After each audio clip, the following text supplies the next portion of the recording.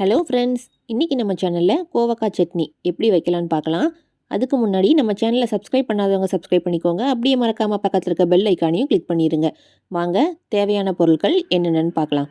2 teaspoon அளவு கடலைப்பருப்பு, 4-5 வெள்ளைப்பூடு, ஒரு பெரிய சைஸ் பல்லாரி வெங்காயம், கொஞ்சமாக புளி, ஒரு கோலி குண்டு அளவு புளி எடுத்துக்கோங்க. அடுத்ததாக காஞ்ச மிளகா, ஒரு 4-5 வரமிளகா எடுத்துக்கலாம். இவ்வளோதாங்க தேவையான பொருள். வாங்க சட்னி எப்படி வைக்கலான்னு பார்க்கலாம். கோவக்காவை இந்த மாதிரி குட்டி குட்டியாக கட் பண்ணி எடுத்துக்கோங்க.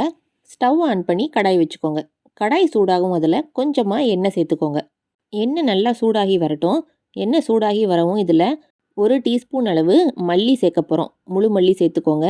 நல்லா வாசனை வர அளவுக்கு வறுத்துக்கோங்க. அடுத்ததாக 4-5 காஞ்ச மிளகா, நம்ம எடுத்து வச்சுருக்கிற அந்த கடலைப்பருப்பு, வெள்ளைப்பூடு, பல்லாரி வெங்காயம் இது எல்லாத்தையுமே உள்ளே சேர்த்துக்கலாம். புளி லாஸ்ட்டாக சேர்த்துக்கோங்க, இப்போவுமே சேர்க்க வேண்டாம். ஓரளவு கலர் சேஞ்ச் ஆகி வரவுமே நம்ம கோவக்காவை இப்போ உள்ளே போட்டுடலாம்.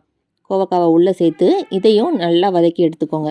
கோவக்காவை சேர்க்கும் போதே புளியையும் உள்ளே சேர்த்து வதக்கிக்கோங்க. கோவக்காய் இந்த மாதிரி லைட்டாக கலர் மாதிரி வந்தால் போதும். இதை இப்போ எல்லாத்தையும் மிக்ஸி ஜாரில் உள்ளே சேர்த்துக்கலாம். தேவையான அளவு உப்பும் இப்போவுமே சேர்த்துக்கோங்க. தூள் உப்பு சேர்த்துக்கோங்க. இப்போது மிக்சியில் கிரைண்ட் பண்ணும்போது இந்த மாதிரி தான் வரும். கொஞ்சம் கொஞ்சமாக தண்ணி தெளித்து விட்டு அரைச்சி எடுத்துக்கோங்க. ரொம்பையும் தண்ணி ஊற்றி அரைச்சிட வேண்டாம், கொஞ்சம் கெட்டியாகவே இந்த மாதிரி எடுத்துக்கோங்க. இப்போது லாஸ்ட்டாக இதில் தாளிப்பு சேர்த்துடலாம். வேறு ஒரு பாத்திரத்தை வச்சுக்கோங்க. அதில் எண்ணெய் ஊற்றிக்கோங்க.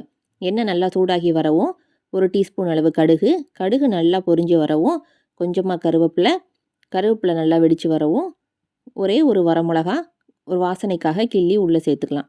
அவ்வளோதாங்க. இது எல்லாத்தையும் நம்ம அரைச்சி வச்சுருக்கிற கோவக்காய் சட்னி மேலே ஊற்றிடலாம்.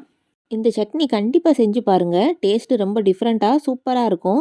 செஞ்சு பார்த்துட்டு எப்படி இருந்துச்சுன்னு கமெண்ட் பாக்ஸில் கமெண்ட் பண்ணுங்கள். அப்படியே மறக்காமல் நம்ம சேனலையும் சப்ஸ்கிரைப் பண்ணிடுங்க. பக்கத்தில் இருக்க பெல் ஐக்கானையும் கிளிக் பண்ணிடுங்க. தேங்க்யூ.